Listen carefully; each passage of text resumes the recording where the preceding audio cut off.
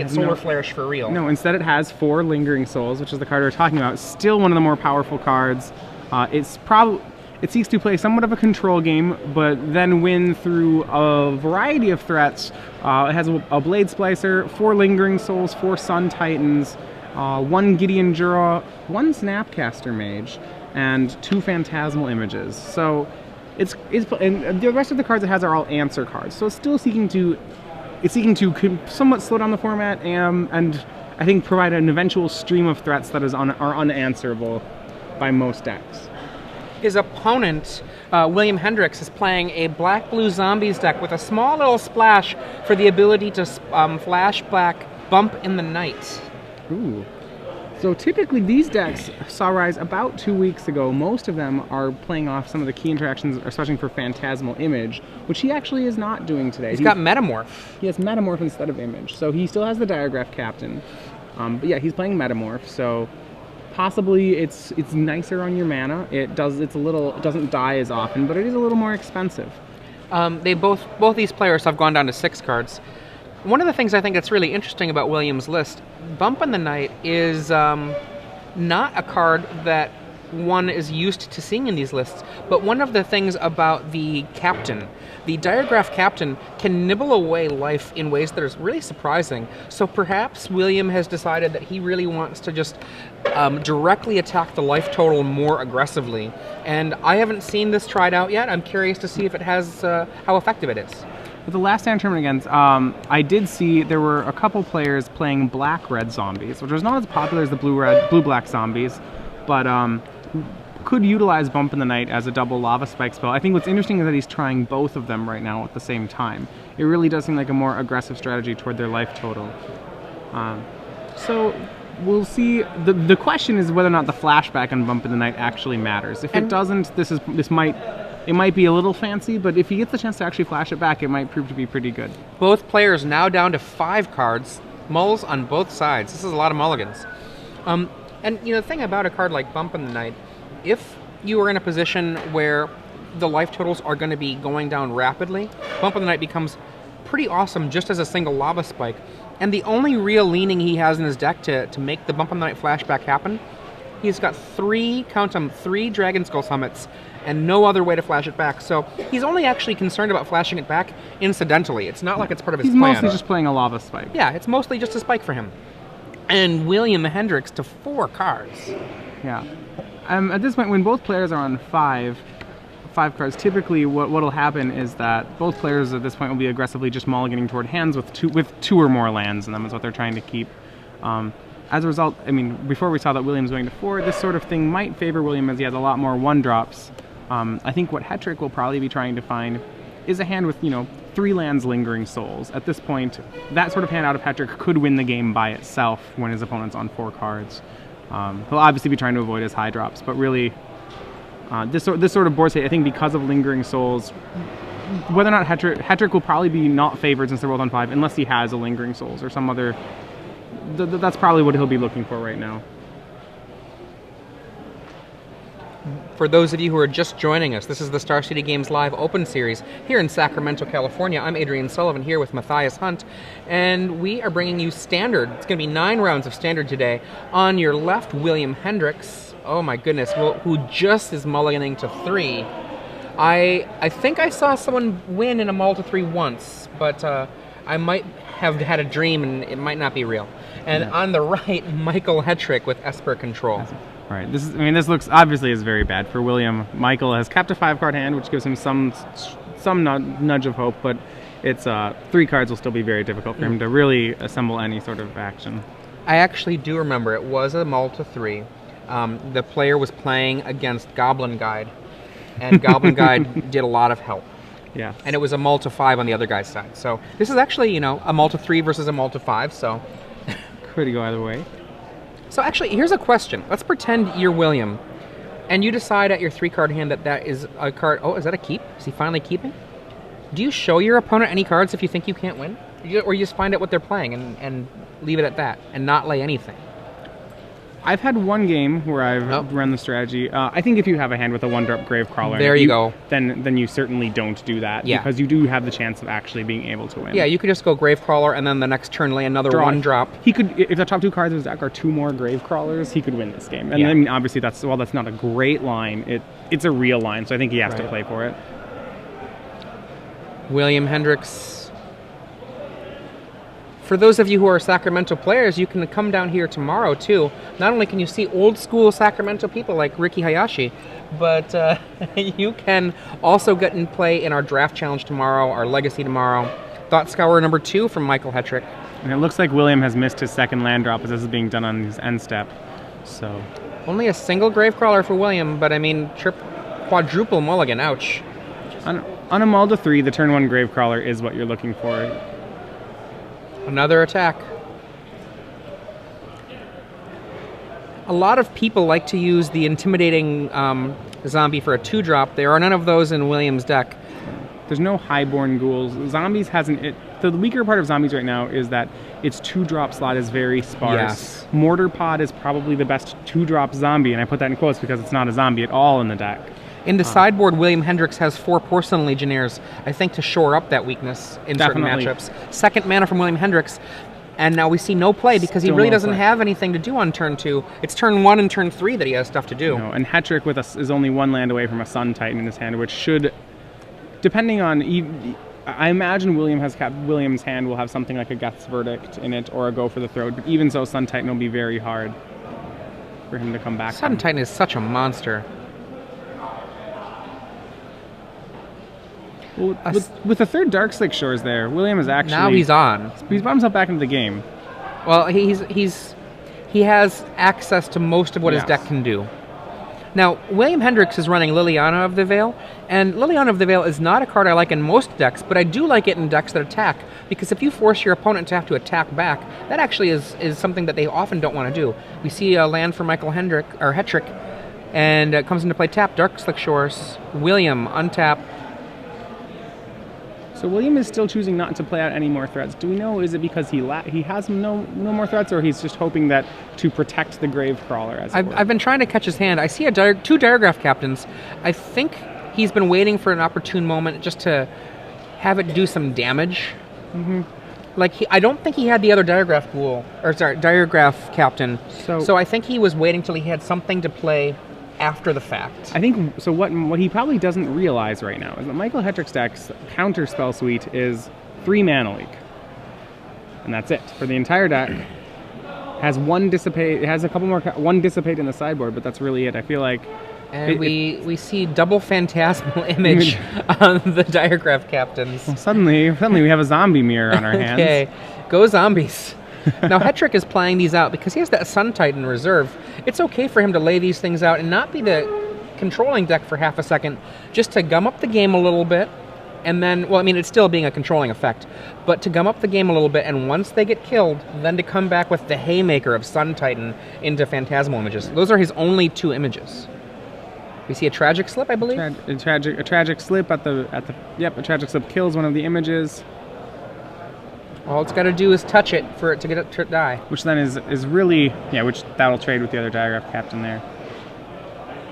And now we see 3 more damage for Hetrick. Hetrick down to 9. Now, William also, he had a second captain, is that right? He does have another captain in his hand. So there was also the option there of him to have just played the second captain and pass the turn, and then try to swing them all swing them all back at him, which I might have liked as well. Well, I think he was kind of wanting to hang back against a possible Day of Judgment, or a Black Sun Zenith. That's fair. If Hetrick has a Black Sun Zenith or Day of Judgment, yes. Boom. It does allow for this sort of play, though, and I think that's what Hendricks has to be worried about.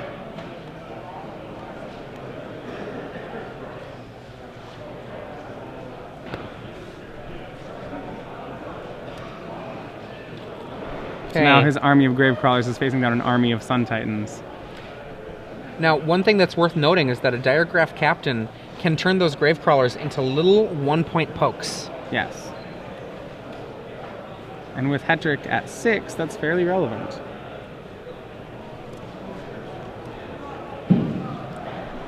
There's the Diregraph Captain. I bet you these Gravecrawlers are just going to come on in. Oh, wow. They don't. I would just have attacked with those. They can't block.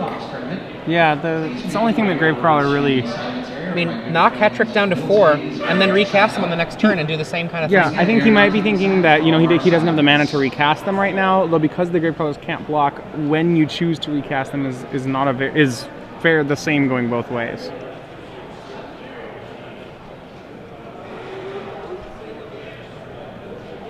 Oh my gosh. Another Sun Titan in hand. I think that's a mana leak as well. O-Ring's going to take out the captain. Oblivion Ring on the captain probably takes out a lot of the lines in which Hendricks can send over 6 more damage. In for 18? Looks like it. And Hetrick with his... So we have no attacks? I believe he attacked there. Okay. I mean, they all have vigilance, so... Well, okay. There we go. 6 to 2. Now Hetrick, for fun, had the option of recurring his Evolving Wilds 3 times there if he'd have chosen to.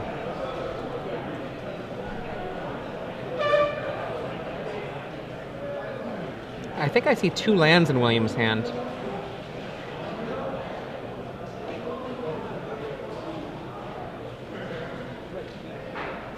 And we're going to game 2. If we look to the sideboard, William Hendricks has Geth's Verdict, but he also has Surgical Extraction and Memoricide. Now, you can go way overboard in trying to fight Sun Titans if you are too scared of them.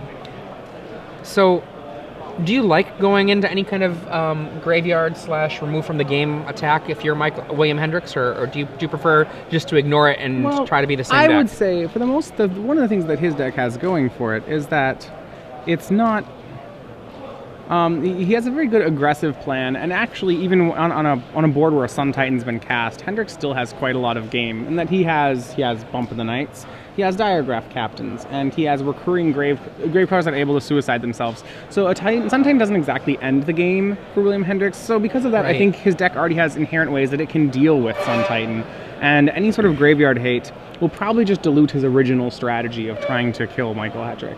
So, if I were William, I would get rid of the 3 Tragic Slips from my deck, and perhaps make that be Verdict, and then maybe actually even add the Porcelain Legionnaires in on some small amount. Because the Tragic Slips don't strike me as being all that exciting. Tragic Slip is probably not very good in the matchup, so some Legionnaires might come in. We might see Legionnaires in for Tragic Slips. You might also see... I'm not sure of what else we may see. Instead of Geth's Verdict, you may see Dismember. I prefer the Verdict to Dismember, because Dismember kills most of the same things that a Verdict does, but it doesn't kill some things. That's fair. They're both kind of not exciting. Neither of them are exciting. His main deck is really the most exciting thing in the matchup. Yeah. On the other side of the table, Michael Hetrick, I think he'll immediately have access to cards like Day of Judgment. He's only got 2 days main, so adding another day is good. I wouldn't mind seeing Ratchet Bomb come in. I actually think that Blade Splicer, which he has in his board, is a very reasonable card to bring in because it brings out that 3/3 first striker. Definitely. Yeah, I would say it's a fairly safe bet to see that we'll see the 3rd day. The Blade Splicer seems fairly good also. I would expect that the Mana Leaks might come out because they're just going to come to the party way too late, except if you're lucky. Mana Leak's not very strong here. Any other thoughts? Any other thoughts? Well, let's see. A lot of his removal spells in the main are still very good. He has 1 Go for the Throat, 1 Deadweight. Oh, he's got 1 Doomblade, which is not exciting. Doomblade will certainly be coming out. So that's 4 cards if he cuts a Doomblade and 3 Mana Leaks. Yeah. I could see him cutting down 1 Alchemy if he wants to find more cards. Well, he has 3 Celestial Purges, which will presumably all come in. That's a lot of cards to have to try to... So 3 Purges and a Day of Judgment. And it's 4 cards. 4 cards, and his Blade Splicer... That's 5 cards. So I think we'll probably see some combination of those coming in. I agree with that. I would say Ratchet Bomb, while it's fine in the matchup, it's not great. May leave just because Celestial Purge is so much better of a card here. I do like the ability of Ratchet Bomb to do something like come onto the table really quickly to clear out just temporarily, understandably, Gravecrawlers, but if it also gets a Diregraph Ghoul on top of it, I mean, that early rush where your opponent can go turn 1, 2 power, turn 2, 2 power, 2 power. Having a Ratchet Bomb on turn 2 is incredibly, incredibly powerful. Definitely.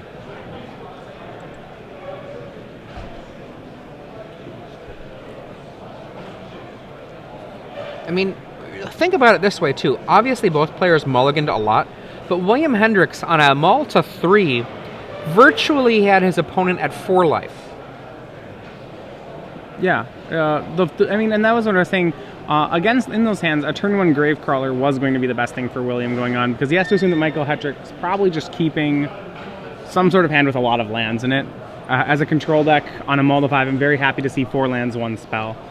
So a turn 1 Gravecrawler was probably going to be worth 6, at least 6 damage, and it turned out, I think, swinging for 8, so it will still be very strong. Now, when Michael gets a 7-card hand, Michael might have something like a Lingering Souls, which really will turn off the turn 1 Gravecrawler, even if it's just... The fact that the Gravecrawler recurs will be fine for Michael, really. I'll just trade with it every turn. And we see a turn 1 Gravecrawler. This time backed up by a few more cards. Right. And a turn 2 Seachrome Coast for Michael Hetrick. Yep. If I said 2, I meant 1.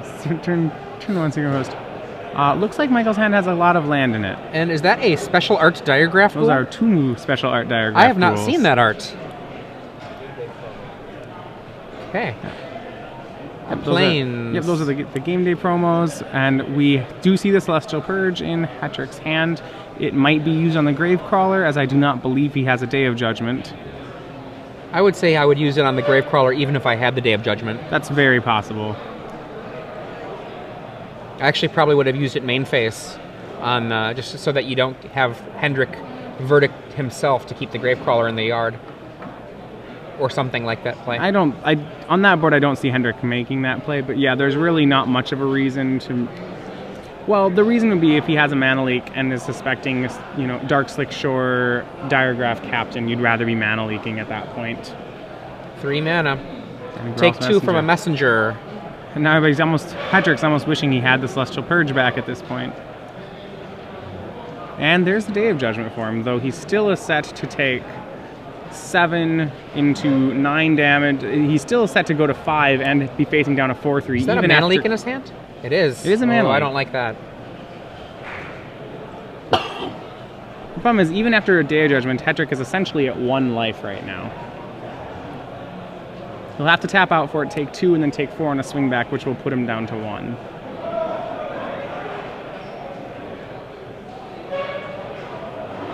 And he has no choice really but to Day of Judgment on this board. Is that a bucket island? He doesn't even bother. He's just like, I know where I'm heading. Yes. That was a very quick game, too, compared to that first game. Yeah, Zombies has a lot of 2-power creatures for 1. And Geralt's Messenger is a very strong card. It's obviously the most prohibitive thing about it is its mana cost. But once you get over the fact that it's triple black, it's a really good card. Sometimes what you'll see in these decks is going even a little bit more into that prohibitive land by running Obliterator. I'm not sure how I feel about Obliterator in these style of lists. Every time I've seen it play out, it seems fine, but not great. Obliterator is probably not as strong of a card as... Well, certainly not as strong of a card as Messenger. The most common use I've seen for it is that people with a mono black deck will side it in the red matchup. It's incredible against red. Yes. It really is. Unless the red deck is packing Dismembers, it's a creature which it is a very hard wall for them to attack around. Absolutely. And the thing that people sometimes forget about this, and I remember in one playtesting session, Patrick Chapin and I were using proxies, and we forgot that Obliterator had Trample. Yes, Obliterator also trampled. And it's funny because we remembered mid-game, but like the thing is it's not just that Obliterator is a reverse Phyrexian Negator. It really has... It has everything that Phyrexian Negator had. Ability, and it matters when it comes to changing the tide from a defense to offense. Trample is not evasion, but it's a lot like evasion. Yeah, Trample was it. When we were playing for the last Pro Tour, oftentimes we had people left and right in playtesting forgetting that Flipped Huntmaster of the Fowls actually also has Trample. It's one of those cards that when they have a very flashy ability on it... Wait a second, it does? Yes, Flipped Huntmaster, yes, Ravager of the Fowls has Trample. So we had a story about the Pro Tour where Adam Reiser was playing it, and his were Japanese, which I guess that was the only ones we could get. But he attacked with a Sword of War and Peace, Ravager of the Fells, and one of his opponents decided to block with a Moorland Taunt token, and like, oh well, actually he has Trample in there, so we're like, what? It's not the flashy ability. It's not when you say what does Huntmaster's Fells does when he flips. No one answers. Oh, well, he gains Trample. You'll say he's a 4/4. You'll say he blows up things. You don't say he tramples. What special ability does Grave Titan have? Grave Titan also has Death Touch. Right, okay, we got Evolving Wilds from Michael Hetrick. Gravecrawler, again on turn 1 from William Hendricks. It's really a great start for the deck.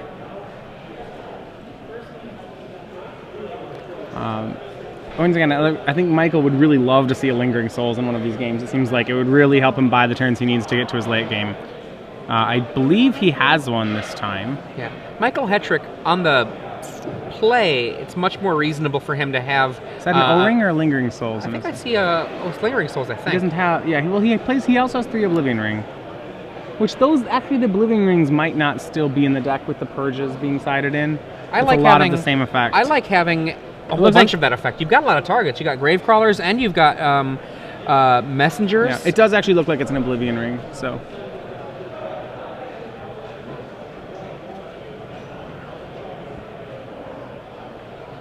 Fume Spitter.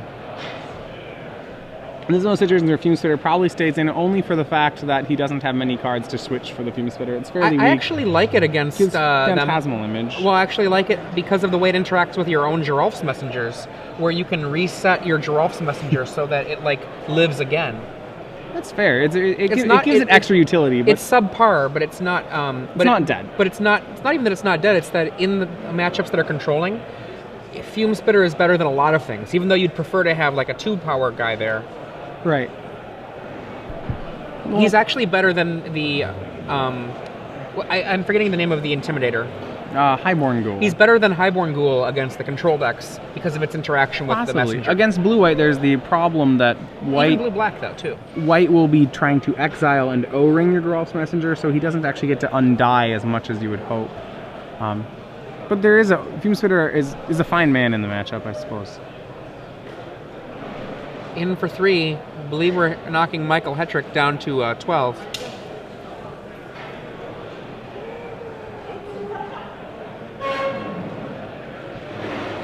And there's the Messenger. And there's the Messenger. So we're talking about. So now Michael really will need to use the O-Ring on the Messenger, as right with the Fume Spitter. The Messenger really won't go away in many other. Well, it'll go. It can go away from a day right now. From a day, and then only have 1 reset instead of 2.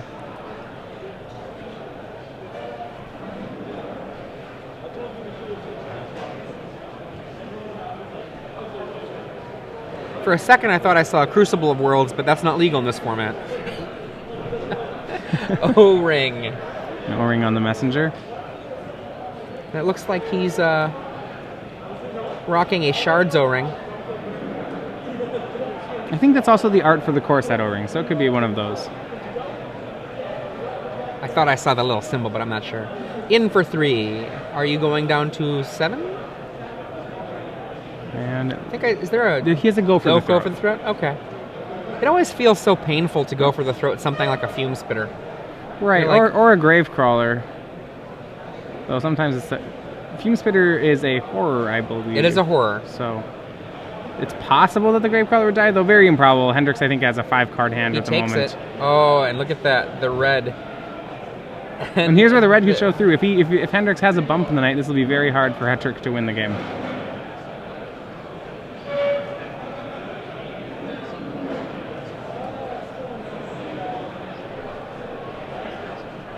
Just thinking about end of the turn. Wow, end of the turn, hitting the Gravecrawler. Well, he has hoping to draw some way to exile the Messenger. Which he has a lot of lands at this point, which is unfortunate for him. Now he can cast a Sun Titan in his hand, but it doesn't do much work. There's 2 mana available from William Hendricks, which would... No. So instead he's hoping to find one of his white exile cards, which he does not. There's a Dead Weight. That mana leak just looks pretty ungood to me. He probably keeps the Thought Scour as it's a cantrip, because I believe he still has a mana leak. And he does. So he's going to hope to take 3, mana leak another messenger. He's hoping that Hendricks will not draw a Bump in the Night or a messenger, or he's just going for the purge right now, hoping it's his top card, and it is not.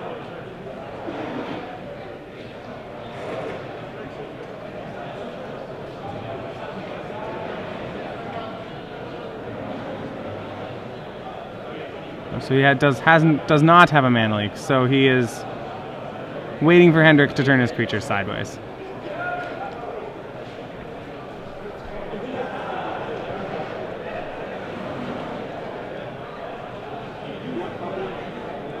A Diregraph Captain, a Bump in the Night, a Mortar Pod, a Go for the Throat of William's Own, yep, a Geth's Verdict, almost any of these cards a Phyrexian Metamorph, a Liliana of the Veil. So all of these cards kill Michael Hetrick. It might be better to count as which cards he's not, which cards don't at this point.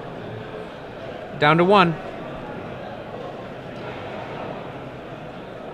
It's pretty dire here for Michael. Yeah. I think we're going to see a messenger. Oh, he has another messenger. And that's all. So William Hendricks wins in 3 games, 2-1 over Michael Hetrick. Going into this match, I know that one of the things that a lot of people say about Zombies versus Control is that Zombies is very, very effective versus Control because of 2 main ingredients. 1 is Gravecrawler, and 2 is the Geralf's Messenger, both of which are very, very potent weapons simply because of their resilience. And both of which we saw Hendricks use here. And with